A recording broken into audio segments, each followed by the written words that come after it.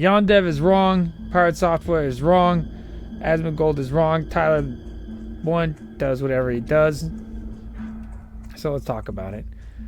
So there's a bunch of drama going on. Alright, ding 12. I gotta go back and train actually. Let's go back and train while we chat this up.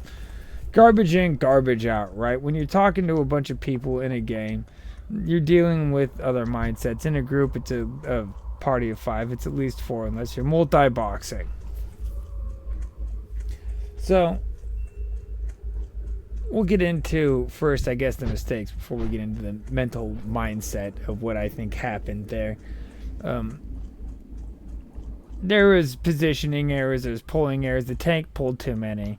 The druid fat-assed some mobs. The mage ran away, and the rogue could have done a few more things. Also, I've played mage and I've played rogue. I've healed on a druid, and also I've raided on a warlock through various things. I'm never gonna play mage again. That's a different story. Man, we can talk about my history of daily farming at a different time.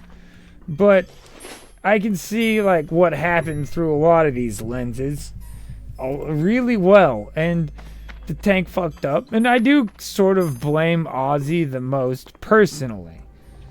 But to say that there's anything to blame when everything goes tits up just is kind of counterproductive. You just have to accept what happens. I forgot what I came back here for, and go about your business. I've worked in fields in my life that involve machinery, and the machinery breaks. Sometimes it costs thousands, tens, hundreds of thousands of dollars to fix this machinery, and it takes weeks because you have to ship a person from across the Atlantic to come to say hello and train you or fix everything. It's horrid.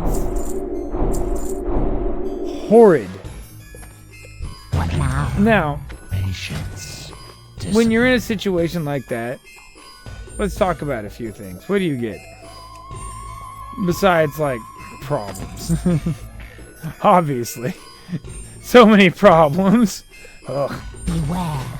I think I have to have imp out too. Yeah. Okay. We'll learn that in a sec. Screw it. We have the shards. So, when you have something going wrong, it doesn't do anything to start, like, after the fact, maybe, and I'm not even saying 100%, it's a possibility that it could be a good idea to have that person get read out over what happened. Because what you're going to do, if you do read this person out, is you're going to get what happened with PirateSoftware. Is they're going to turn off. They're going to stop listening to anything you have to say. And whenever and you might even have a reasonable point. You might have something that makes sense when you say it. They're not going to want to hear it. You poison the well. They're not going to talk to you. It's over. Wrap it up. It's over. And you're lucky if they calm down, cooler heads prevail, and they talk to you in 3 weeks to 3 years. Okay? A lot of people won't even calm down, rethink. They'll just be like, you know what? Fuck that guy. I can't catch that. So, was he right to react the way he did? I mean, was anybody right? Was anybody wrong? Who's to say what in this situation? You know, you get to come to I'm not here to tell you anything about your own conclusion. I'm just giving you with some food for thought about interacting with other humans. That spell isn't ready yet. And while he definitely, after the fact, was like, oh, blue. But that wasn't like completely all the way after the fact. Emotions were still high. Blood was still pumping. And it could take some people days to weeks to calm down. You never know. Everybody's has different ways of interacting and reacting. And in these that spell isn't ready that's the wrong yet. button. In these interactions, there's a different, I think, dynamic at work between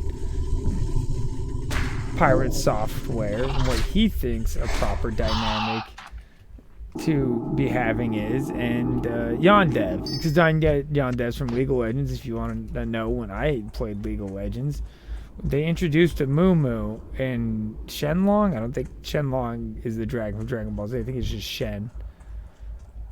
Was being introduced to the game way back in the day.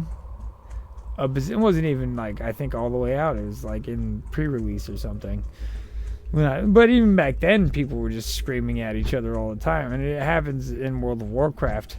I have a lot of guilds that are been in a lot of guilds that are toxic, and it's just horrible. That doesn't mean that you get good interactions. It just means that there's a bunch of assholes who scream at each other, that do a thing together and yell at each other while they're doing it.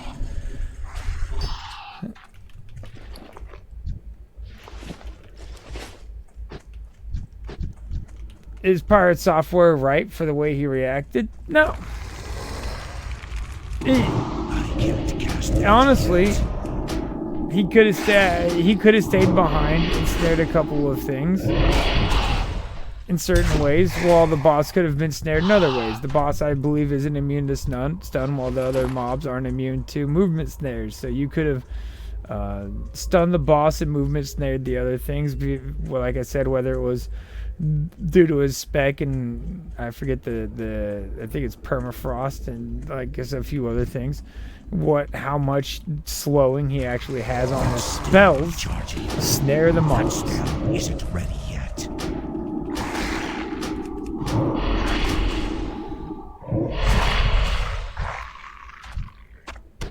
Well, there's gouge to build into a combo point finisher of some kind. Yeah, eviscerate.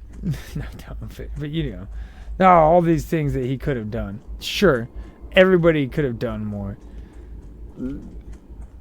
But I think the best way out of it would have been everybody to react as calmly as possible. And Pirate should have just said, hey man. Instead of being like, what do you mean? Like, you're talking a little aggressive right now, dog. I'd appreciate it if you toned it down a little bit. Nobody here was happy about what happened. But that doesn't mean that you need to freak out and yell at me. Anyways, that's about my 5 cents. I got some braised pork I'm gonna go eat. Anyways, have a good one. Good luck, all that. I don't really care. Bye.